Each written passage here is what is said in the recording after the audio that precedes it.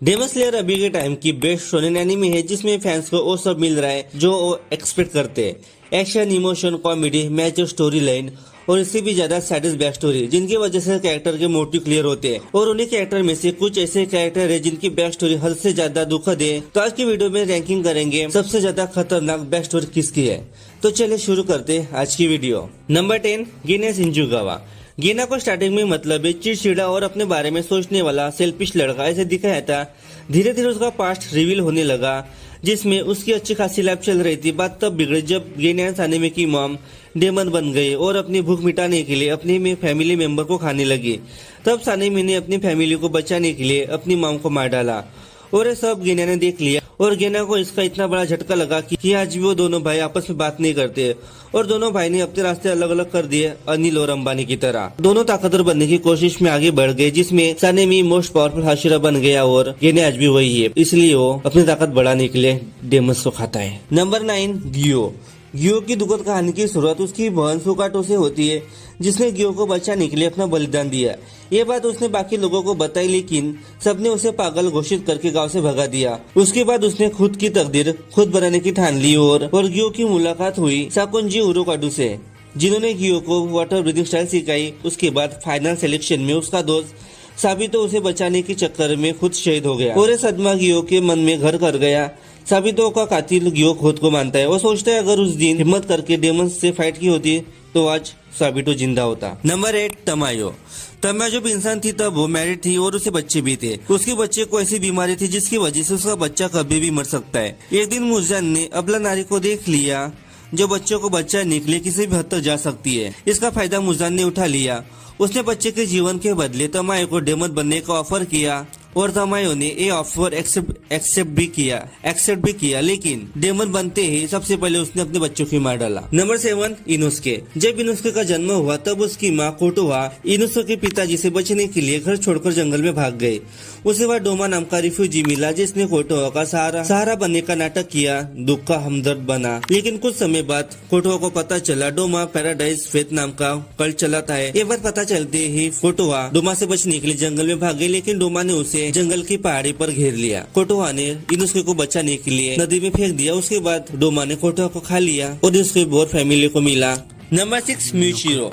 म्यूचिरो और यूचिरो दोनों जुड़वा भाई थे। इनकी माँ एक जानलेवा बीमारी से मर गई और इनके पिताजी चट्टान से गिरकर मर गए। इसके बाद दोनों भाई अनाथ हो गए और अपना जीवन गुजारने के लिए स्ट्रगल करने लगे। एक दिन अचानक इन लोगों पर डेमन ने हमला कर दिया। यूचुरो ने छोटे भाई को बचाने के लिए उस डेमन से फाइट की और आखिर में वो भी शहीद हो गया। इसके बाद म्यूचिरो को अमानी ने ढूंढ लिया और डेमन स्लेयर में शामिल कर लिया। इसके बाद म्यूचिरो ने बहुत मेहनत की सिर्फ 2 महीनों में हाशिरा ट्रेनिंग पार कर ली और इसके बाद बन गया most powerful Hashira. Number 5, lower moon रुई। रुई को बचपन से एक बीमारी थी जिसकी वजह से वो कभी भी ठीक से चल नहीं पाता था और न ही वो अच्छी तरह से सांस लेता था। इसलिए रुई को हमेशा से लगता था कि वो अपनी फैमिली पर एक बोझ है और उन पर बोझ बनकर जीना नहीं चाहता था। लेकिन एक दिन रुई की लाइफ में एंट्री होती मुजान नाम के डेमन की। मुजान ने रुई को ऑफर किया अगर वो अपनी बीमारी से मुक्त होना चाहता है तो वो डेमन बन जाए। इसके बाद उसने अपने फैमिली को देखा और सोचा किसी पर बोझ बनने से अच्छा है कि मैं डेमन ही बन जाओ। रुई डेमन बन गया और एक दिन उसने एक गांव के नागरिक को जान से मार दिया और अपने घर में ही ला लिया उसे आराम से खाने के लिए। ये बात जब उनके घर वालों को पता चली तो उनको पता चल गया कि उनका बच्चा पूरी तरह से डेमन बन चुका है। इसलिए उन्होंने सोचा कि मैं पहले अपने बच्चों को मारूंगा और उसके बाद हम दोनों भी शहीद हो जाएंगे। लेकिन हुआ उल्टा, रुई ने उन दोनों को मार डाला और रुई बहुत ज्यादा रोने लगा। Number 4, Sanemi शिंजुगावा। सानेमी गिने का बड़ा भाई है। इन दोनों की स्टोरी लगभग सेम ही है, बस फर्क इतना है कि इसने अपनी माँ को मार डाला। इसका एक गिल्ट अभी भी इसके मन में है। इसी वजह से वो डेमन से इतने ज्यादा नफरत करता है कि जब उसके सामने नेजुको आती है तो सीधा उसे जान से मारने की कोशिश करता है। नंबर 3, ग्यूतारो डाकी।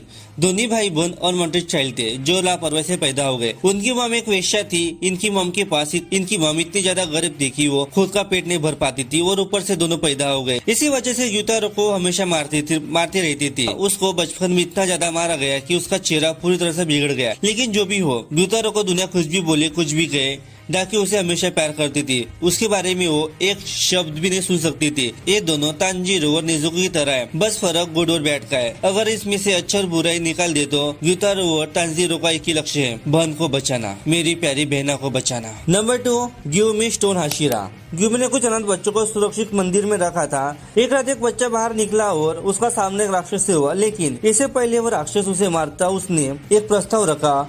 अपने जीवन के बदले में वो राक्षस को मंदिर के अंदर जाने देगा, वहाँ और उसे अधिक भोजन मिलेगा। हमले की रात बच्चों को ग्यूमी के अंधेपन और कमजोर स्वभाव के कारण उसकी सुरक्षा क्षमताओं पर भरोसा नहीं था, इसलिए वे भाग गए। सायो को छोड़कर सभी अनाथ बच्चे मारे गए जिन्होंने ग्यूमी के आदेशों को सुना। ग्यूमी राक्षस को मारने में कामयाब रहा, लेकिन जब अगली सुबह ग्रामीणों ने उससे सवाल पूछा तो गलतफहमी हो गई। सायो द्वारा घटनाओं को दोबारा बताने से लोगों को विश्वास हो गया कि ग्यूमी हत्यारा है और उसे गलत तरीके से कैद किया गया। उस पर 7 बच्चों की हत्या का आरोप लगा, लेकिन डेमन स्लेयर का मास्टर कागेया उबयोशिकी ने हस्तक्षेप किया और उसे बचा लिया और उसे डेमन स्लेयर के रूप में चुना। नंबर 1, ओबुने। ओबुने का जन्म एक लालची फैमिली में हुआ था जिन्हें सिर्फ पैसों से मोह है। वो लोग फीमेल स्नेक डेमन की पूजा करते थे। जब ओबुने का जन्म हुआ तब स्नेक डेमन को पसंद आया। उसने ओबुने का चेहरा अपने जैसा बड़ा बनाया, लेकिन 12 साल की उम्र में ओबुने वहां से भागने में कामयाब रहा।